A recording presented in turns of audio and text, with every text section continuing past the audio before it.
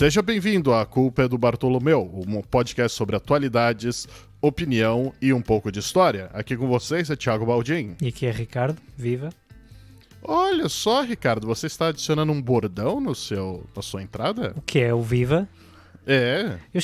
Confesso que estive à procura de como dizer olá, porque em português do Brasil é muito fácil dizer um oi. E Sim. estive a pensar o que é mais tradicional português. Então pensei, por que não um viva? Olha Bom só, velho viva.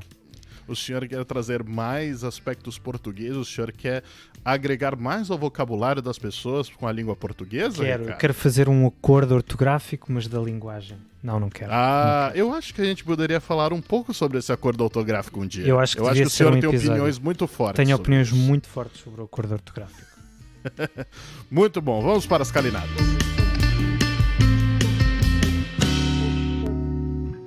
Calinadas da semana.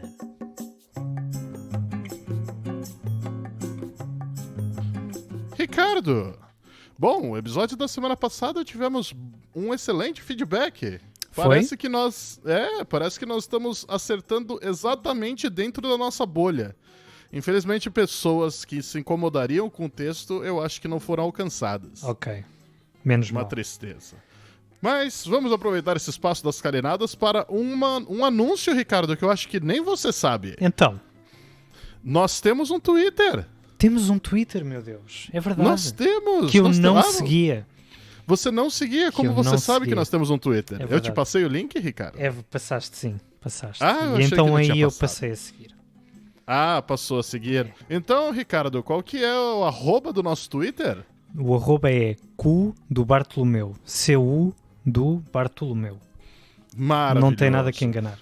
Não tem como se enganar. Se vocês acharem algo semelhante, é algo muito, muito estranho. É. Mas nós temos o nosso Twitter, vocês podem mandar perguntas, sugestões e acompanhar as nossas análises durante a semana. E essa semana, Ricardo, nós vamos falar sobre algo muito especial no nosso podcast. Algo que todos adoram, principalmente o senhor. Eu adoro com uma grande convicção e uma grande paixão. O senhor adora o carnaval. Não, senhor, não gosto. Por que não, Ricardo? Nunca festejei, não é muito a minha praia. Nunca digamos. foi pra rua, nunca...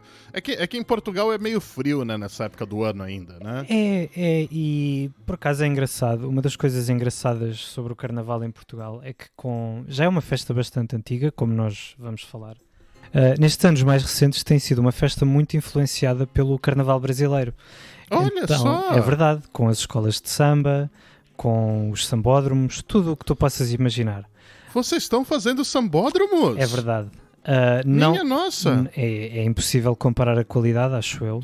É lógico. Embora eu não saiba avaliar a qualidade de samba, mas sim, fazemos isso tudo e é muito engraçado ver Nossa. senhoras muito despidas quando fazem 10 graus, é muito engraçado. Olha, Ver verdade. todos os pelos muito hirsutos, é muito engraçado ver aquilo. Eu em Portugal. imagino, porque no Brasil é aquele 40 graus gostoso de câncer de pele. Pois, Bom, então vamos nos preparar para falarmos sobre o carnaval. vamos lá.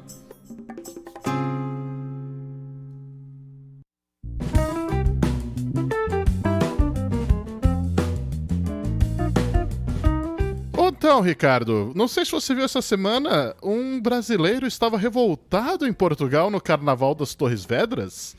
Tinha um boneco do Jair Bolsonaro lá, representado como um demônio ou um gremlin, eu não sei, era uma coisa bem assustadora.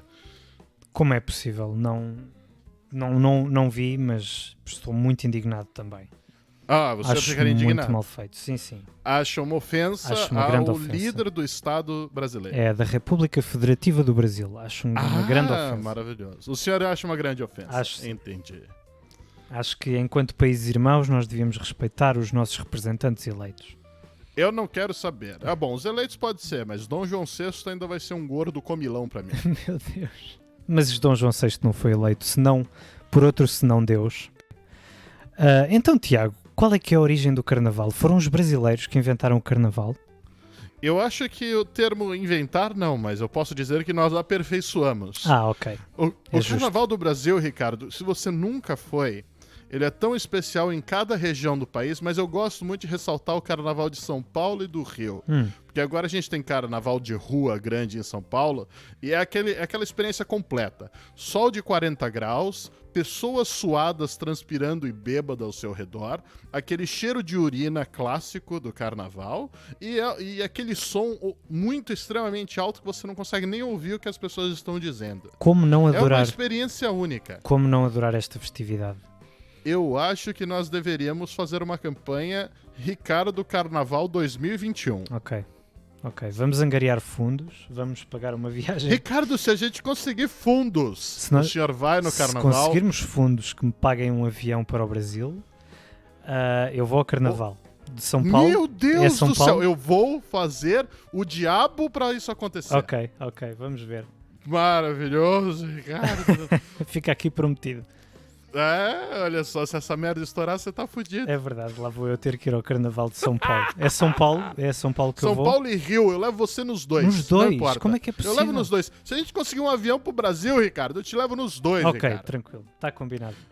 Mas eu vou contar um pouquinho da história do Carnaval, porque são alguns detalhes importantes e com isso eu vou emendar pra todo mundo sobre uma coisa que aconteceu essa semana, que, assim, o Carnaval é um fruto da Igreja Católica, basicamente, né? Hoje o Brasil e a maioria dos países do mundo comemoram o Carnaval porque a Igreja Católica aceitou colocar isso no calendário católico, Ricardo.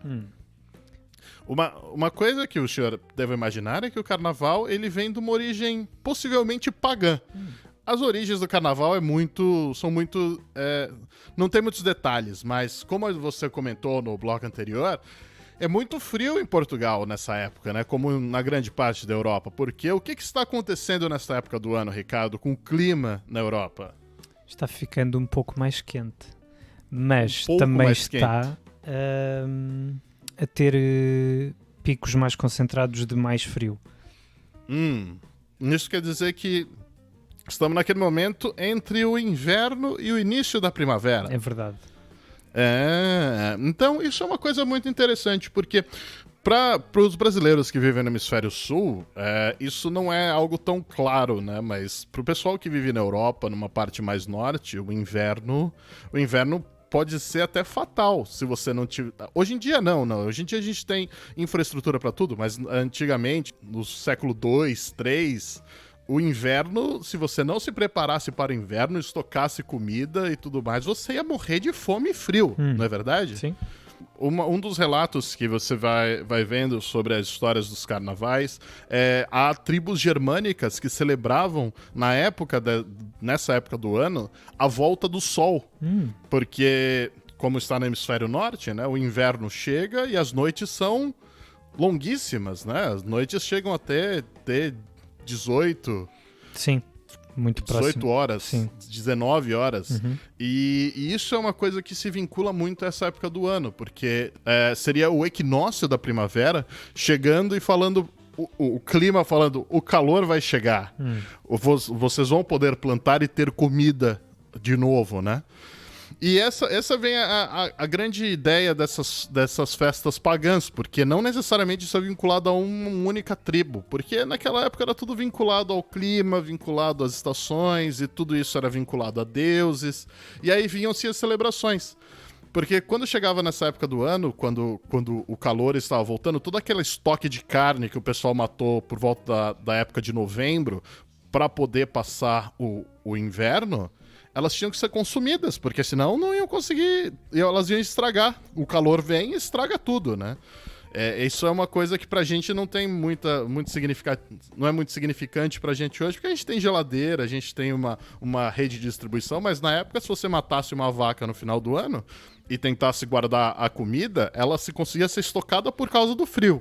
Se o calor volta, a comida vai estragar. Então, como está voltando o calor, é a época que você comer tudo aquilo que sobrou do inverno, Ricardo.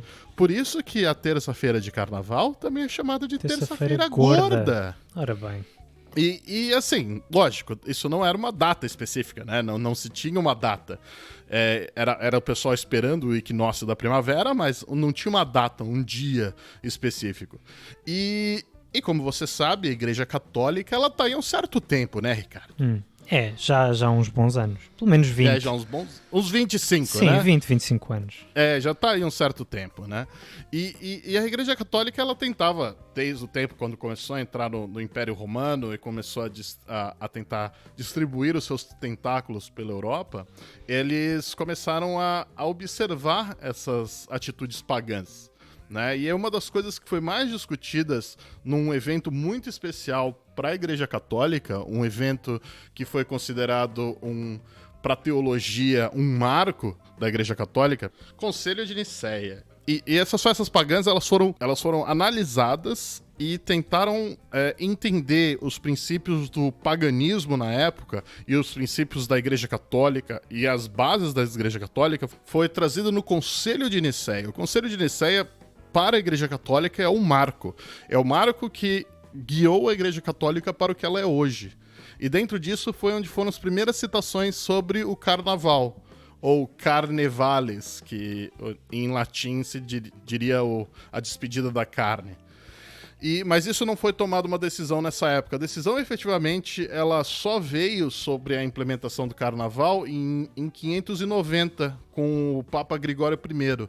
O que eles discutiram muito no Concílio de Nicéia foi basicamente como a Igreja Católica iria simbolizar o Deus Pai e o Deus Filho, né? Porque a Igreja Católica é a ascensão direta dos discípulos de Jesus, né? Pedro, que foi a rocha que fundou a igreja, eles tinham que demonstrar como é que era a relação entre Deus Pai e Deus Filho, e como Deus Filho Jesus era o Messias e tudo mais, e isso foi muito importante para essa construção dessa imagem.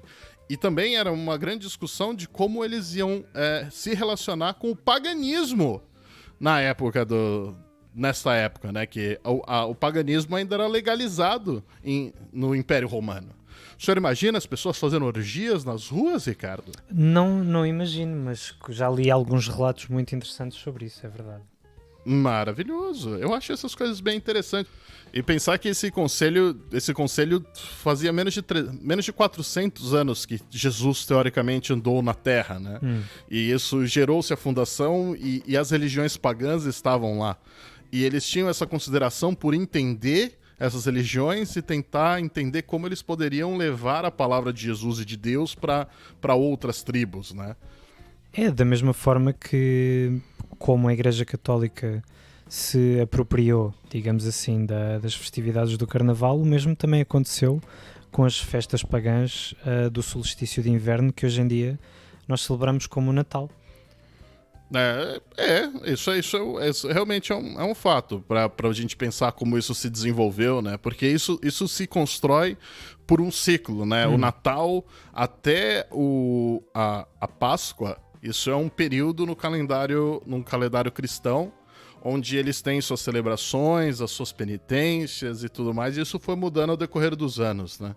Isso é bem interessante como essas coisas vão se agregando e vendo que a igreja, naquela época, ela tentava realmente agregar as pessoas, trazer mais pessoas para se filiar. E se a gente pensar isso em 1590, com Gregório I, que falou, é o seguinte: terça-feira gorda vai ser a terça-feira de celebração, de festividades, depois na quarta-feira de cinzas, se iniciar o período de penitência, o período de reclusão, o período de não comer carne, de orar, de se dedicar a Deus. Isso foi literalmente agregar um processo pagão que dificilmente eles iriam deixar para trás, e junto com a estrutura da Igreja Católica, a estrutura da morte de Cristo, que é exatamente o simbolismo que eles queriam trazer com o Concílio de Nicéia, que é para você criar as raízes da Igreja Católica, né?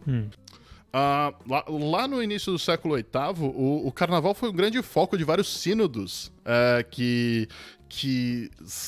aconteceram ao decorrer dos anos, porque naquela época se tornou isso. O que está acontecendo? As pessoas vão às ruas, as pessoas celebram, fazem maluquices.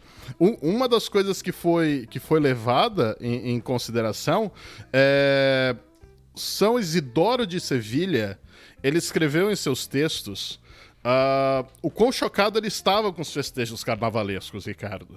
Veja pra isso, São Isidoro, ele foi contemporâneo do Papa Gregório. Ele viu esse processo, ele viu o antes e o depois da criação do carnaval na Igreja Católica, efetivamente, né? Imagina pra isso uma pessoa no século VI, lá em 1590 e poucos, ele em suas anotações, ele explica que homens saíam às ruas fantasiados do sexo oposto, Ricardo. Isto é muito engraçado, porque uma das grandes tradições do carnaval, por exemplo, de Torres Vedras, que tu falaste no início do episódio, é homens vestidos de mulheres. Aquilo matrafona! é exatamente a matrafona. Olha só, e você pensar que isso pode ter sido uma tradição criada no século VI, Ricardo. É verdade, é incrível, porque não fazia a mínima ideia que era uma tradição que já vinha de tão de trás. Olha, então isso é uma coisa que eu acho muito interessante. A igreja, na época, em suas raízes, em suas origens, ela tentou agregar diferentes formas, diferentes rituais para tentar agregar isso e agregar a população pagã da Europa da época. Isso hoje em dia ia ser dado como um progressista desgraçado, ia ser tipo irmão do Lula, né? É. Isso ia ser uma maravilha, né, Ricardo? E hoje em dia ia ser uma maravilha, sim. Ia ser uma maravilha. Eu achava isso muito engraçado. Sabe o que eu achava mais engraçado, Ricardo? Você vestido de mulher no Carnaval de São Paulo ano que vem. Bom, isso já não consigo prometer. Vamos primeiro levar-me até ao Brasil e depois logo vemos. Mas isso é comum no Carnaval do Brasil ou nem por isso? Isso depende muito do bloco que você tá, no bloco de rua que você vai, e também depende muito da cidade, depende de várias coisas, né? Como você falou, em Torres Vedras é onde tem as matrafonas, né? Algo mais tradicional. E isso acontece também no Brasil, mas isso depende muito do bloquinho que você tá.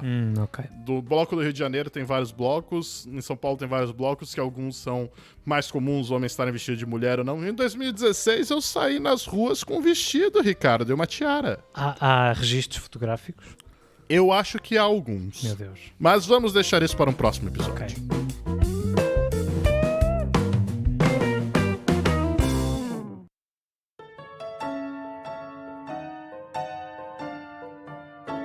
Ricardo, nós falamos de progressismo na Igreja Católica, Ricardo. É verdade que é uma coisa que não soa muito atual.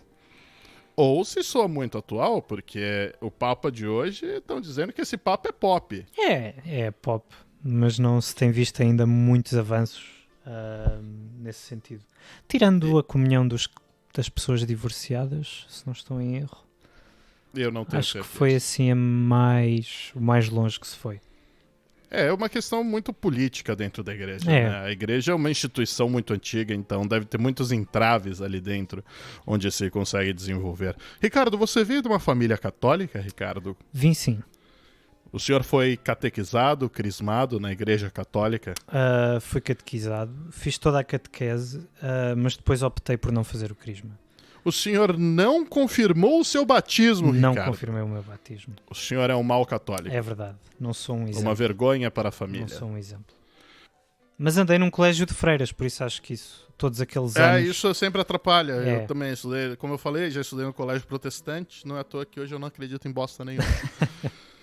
Bom, mas como a gente estava falando sobre essa questão progressista da Igreja Católica no século VI, né? Hoje a gente está tendo uma discussão tanto quanto progressista na Igreja Católica, Ricardo. À volta do celibato. Não, o fim do celibato. Sim. A volta do celibato. Não. Eu disse à volta no sentido... À volta de... Não, a volta de... Peço desculpa, o meu português. Meu português é muito ruim. Não, seu português é muito avançado. Não é, não. Meu mero... Esse português dessa província espanhola que fala brasileiro, eu não consigo... É difícil de discernir. Exatamente. Mas sim, estamos a discutir o possível fim do celibato, é isso? Só que o Papa essa semana já falou não vai acontecer, mas eu achei interessante porque isso foi um assunto que estava sendo abordado. O Joseph Ratzinger, o Papa Bento XVI, ele quebrou o voto de silêncio. Não sei se nem sei se era voto de silêncio, mas ele quebrou o silêncio e ele realmente se posicionou sobre essa questão de acabar com o celibato da Igreja Católica por causa dos padres que vão fazer missões na Amazônia. Por causa do Sínodo da Amazônia, eles estavam se questionando sobre os padres poderem ter parceiras, poderem casar. Porque, cara, eu imagino quão difícil deve ser você ser um missionário, porque isso é basicamente ser um missionário, né? Sim. A pessoa, numa cidade, vivendo numa igreja, cuidando de uma paróquia, onde você já tem um monte de gente pra te ajudar, eu imagino que seja uma coisa extremamente difícil. Imagina quando você vai pra um lugar desse que vai ser basicamente o padre sozinho. Sim. Levando a palavra pra pessoas em locais isolados, não ter ninguém com ele. Sim, é muito complicado. Eu, sinceramente, isto é só a minha opinião, mas acho o celibato um pouco anacrónico. No sentido em que até há relatos do próprio Jesus ter tido possivelmente uma relação com Maria Madalena. Ou seja, especula-se muito acerca da altura em que a Igreja tornou o celibato compulsório para todos os padres, e foi uma coisa que já aconteceu muito depois do nascimento do cristianismo na Roma Antiga. Ou seja, foi uma daquelas evoluções que já não tiveram necessariamente a ver com as raízes do cristianismo, com a vida de Jesus. Porque, por exemplo, o facto de todos os padres serem homens, ainda não se ter aberto o sacerdócio a mulheres, pode-se dizer que, ok, a figura central de Jesus era um homem, logo todos os que vêm a seguir serão também homens. Coisa que eu também não acho que tenha que ser necessariamente assim hoje em dia, mas consegue-se perceber. Mas a questão do celibato parece uma questão mais imposta pelo dogma do que necessariamente uma enraizado. Uma razão. Sim.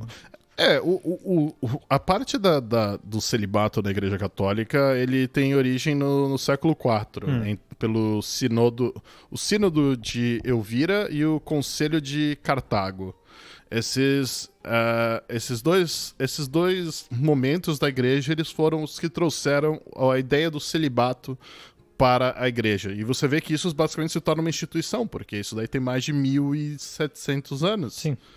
Já acontecendo, né? E eu entendo, eu também gostaria de entender muito melhor, talvez a gente deveria começar a trazer convidados aqui, Ricardo, pra gente começar a discutir sobre esses tipos de assuntos. Podíamos convidar um católico.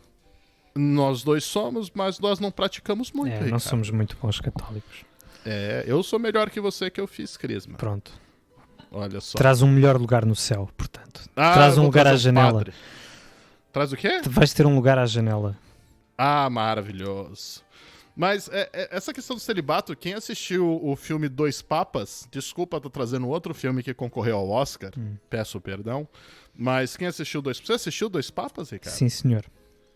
Então, lá ele comenta sobre isso, né? Ele questiona a igreja, né? Sobre a criação do celibato, que a criação do celibato surgiu 3 séculos depois da criação da Igreja Católica, a questão dos anjos e tudo mais, e isso parece que era uma bandeira realmente que o Papa Francisco ele estava tentando trazer, né? E essa ideia do Sínodo da Amazônia, onde eles estavam questionando o fim do celibato, pelo menos para esses padres que estavam indo, era realmente uma questão importante, né? Uma questão de suporte, uma questão de trazer essas pessoas a terem um suporte de outra pessoa para enfrentar essa missão, né? E infelizmente a gente pode ver que a cultura dentro da igreja ela tem realmente esses dois lados, né? Como quase tudo no mundo, os progressistas e os conservadores. E o lado conservador parece que foi mais forte. E é aquela coisa que você falou, por mais que esse Papa ele tende a ser mais progressista, ele aparenta ser mais progressista, ele, como também mostrou no filme, dá a impressão que ele não é um bom político. Sim, né? Sim, como qualquer a Igreja Católica, sobretudo em Roma, aquilo no fundo é uma organização política. E como em todas as organizações desse género, é preciso certos compromissos, digamos assim. E daí, sendo que a parte conservadora é tão forte, ou parece ter um peso tão forte, pelo menos vendo de fora, É muito difícil arranjar soluções de compromisso que façam a Igreja avançar. Apesar de que a posição da Igreja, mais recentemente, relativamente, por exemplo, à pedofilia, aquela posição mais aberta e de mais condenação e de mais investigação ativa dos casos, já tenha sido, na minha opinião, um passo no sentido certo. Isto para falar de progresso. Mas eu acho que isso eu acho que não chegou-se a um ponto que não se tem mais como relativizar, Sim, né? obviamente. Chegou a um ponto que você não é questão de ser conservador ou progressista. Isso é uma questão de sustentabilidade da própria igreja. Mas eu acredito que muita gente dentro da igreja se tenha oposto a essa posição do Papa Francisco ainda assim. Porque aquilo que para nós é senso comum, para toda a gente é senso comum, como eu acho que hoje em dia também já não haveria muita oposição se perguntasse à maioria das pessoas se te faz diferença veres um padre casado ou um padre que pratica o celibato. Não acredito que para muitas pessoas fosse fazer diferença.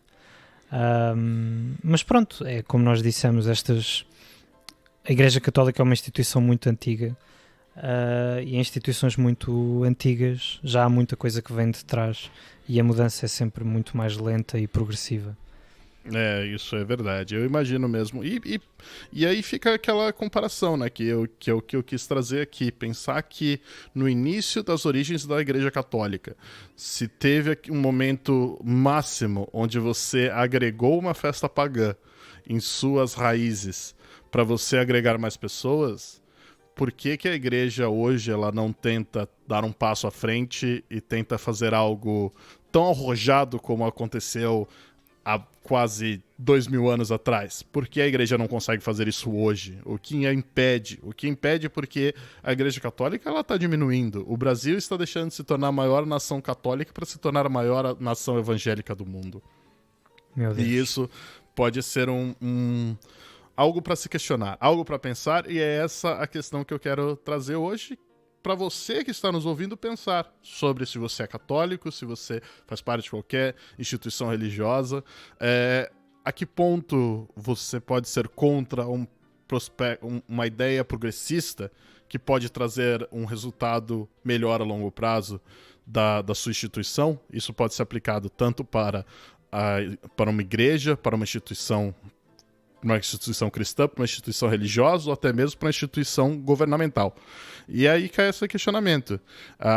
Às vezes, mesmo para as pessoas que são extremamente conservadoras, pensar na questão que alguns passos progressistas, algumas coisas que mudem um pouco a direção, criam coisas tão sólidas e tão duradouras quanto é o Carnaval hoje, essa festa maravilhosa que está em todo lugar, e ano que vem o Ricardo vai estar lá. Quem sabe? Vamos ver.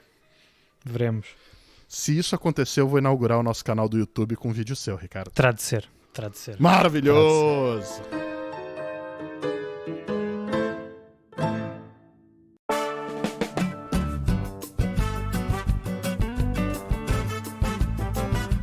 Ricardo, chegou aquele momento maravilhoso que nós vamos falar sobre o Bartolomeu. É verdade. Vamos ver, estou à espera ansiosamente de ver como é que Bartolomeu Dias poderá estar na origem do Carnaval. Bom, eu quero dizer uma coisa. O Carnaval é uma tradição. Mas uma coisa que eu lhe diga é, o que é uma tradição, Ricardo? Se uma coisa acontece 2 vezes seguidas no mesmo período do ano, se torna uma tradição? Talvez. Por exemplo, se fizermos aqueles churrascos que fazemos em tua casa, para mim já são uma tradição. Olha só, porque nós usamos um determinado padrão.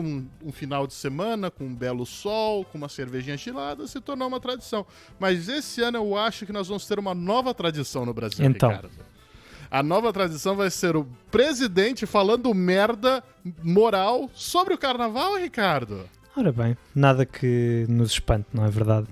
Mas se tiver, eu vou achar maravilhoso. Eu vou falar, é a tradição do Carnaval. Eu quero muito que ele faça um post no Twitter, no final do Carnaval, questionando sobre a moralidade.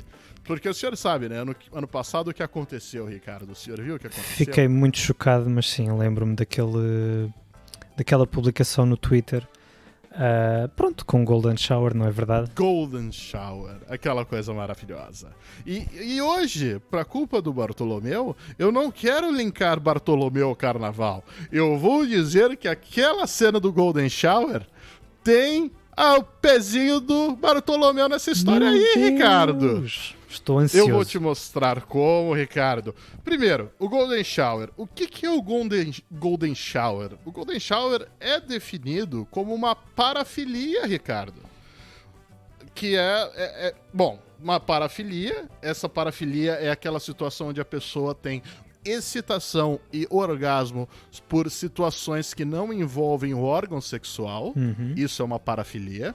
E o termo correto sobre Golden Shower, Ricardo, é urofilia. Ora bem. Então se você tem urofilia, você é uma pessoa que curte um Golden Shower. E assim, o termo parafilia, ele foi cunhado por Frederick Salomon Krauss, um sexólogo judeu que cresceu na Baviera. E ele foi financiado, Ricardo, pelo grande príncipe da Áustria, Rudolf.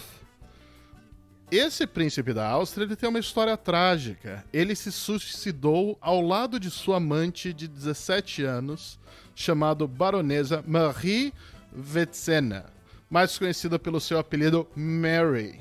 Mary, porque a sua família, por lado do pai, vem da Britânia, da Grã-Bretanha. Mas uma das coisas que atraiu esse grande príncipe da Áustria, Rudolf, é que a Marie, ela vem de uma família do Império Otomano. E essa família, do lado da mãe, era muito poderosa. Ela tinha uma relação com a alta aristocracia do Império Otomano, Ricardo. E se o senhor lembra das suas aulas de história, o Império Otomano dificultou muito as viagens do Mediterrâneo, Ricardo, quando ele começou a invadir e crescer e tomar posse dessas regiões, Ricardo. Queres ver que isso alterou as navegações portuguesas? Não só as navegações portuguesas, mas todas as navegações da Península Ibérica, Ricardo. Espanha não conta.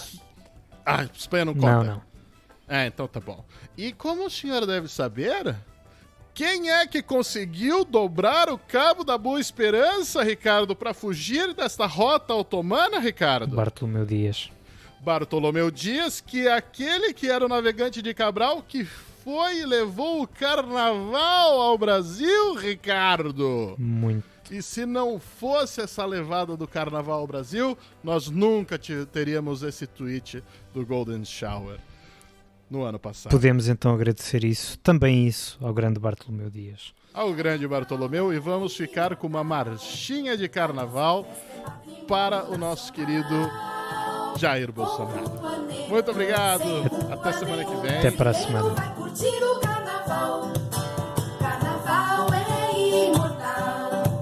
A nossa festa é patrimônio nacional. Com Rouanet, sem Rouanet, o brasileiro vai curtir o carnaval. Eu sou um ser humano tosco, detesto arte, cultura e erudição. No tocante à brasilidade, sou uma anta, mas eu quero ter razão. Nasci sem talento para a arte,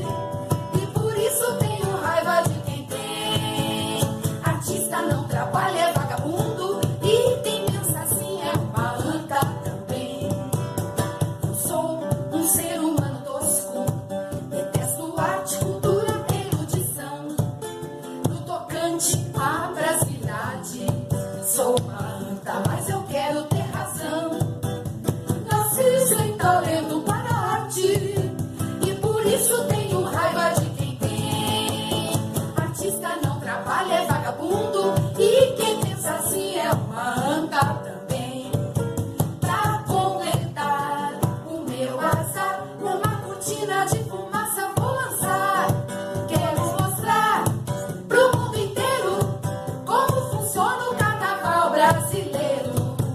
O meu talento é fluidar, na internet vou deixar é pra lacrar. Mas espalhei pro mundo inteiro o meu feitiço.